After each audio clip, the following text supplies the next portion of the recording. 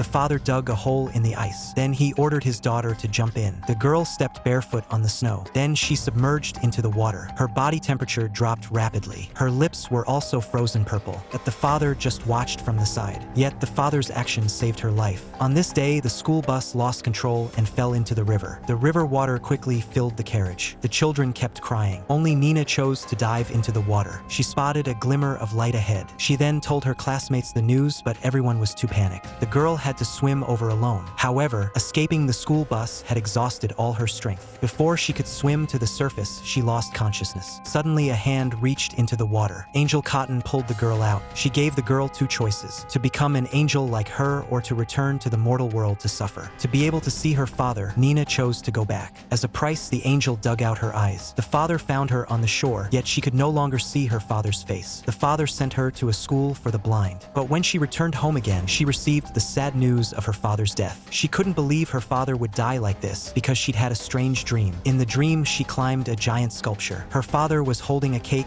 with 21 candles inserted. So on her 21st birthday, she went to the base of the Statue of Liberty to wait for her father. However, her father didn't appear even until dark, so she started playing her father's favorite tune. At that moment, a strange man appeared. He even knew that the girl had been brought back to life. The girl followed the man to his house to find out the truth, but the man actually locked her in a glass box. There were even more people inside besides her. The man used them as experimental subjects. He wanted to figure out the reason for resurrection from the dead. Nina didn't know how long she had been imprisoned. One day she asked to see the sunlight. Perhaps seeing that Nina posed no threat to him, the man took her upstairs. At that moment, Nina finally felt the sunlight again. But the door was closed again after just a few seconds. Nina stepped back 2 steps and touched the knife on the chopping board. A bold idea emerged in her mind. She picked up a piece of bread and started cutting it. Then she found chicken breast and sprinkled vegetables on top. A sandwich was done. In this way, she gained the man's trust. From then on, Nina often helped the man with some housework. She noticed that the man took a sleeping pill every day. So every time she did housework, she would secretly take one pill and hide it in an iron box. Until she had saved enough sleeping pills, she took advantage of the man going out to get vegetables and secretly sprinkled that box of powder into the soup. Suddenly, the man came in again. She forced herself to calm down. Fortunately, the man didn't notice anything. Then she served a bowl of soup to the man, but the man actually served a bowl of soup to her too. Seeing that Nina hesitated to drink, the man became suspicious. Nina had to explain that in her hometown's tradition, men drink first. So the man tasted it with relief, but he stopped after just one bite. Then he questioned Nina about what she had put in the soup. Nina didn't understand why he had such a strong reaction. It turned out that the man was allergic to tomatoes.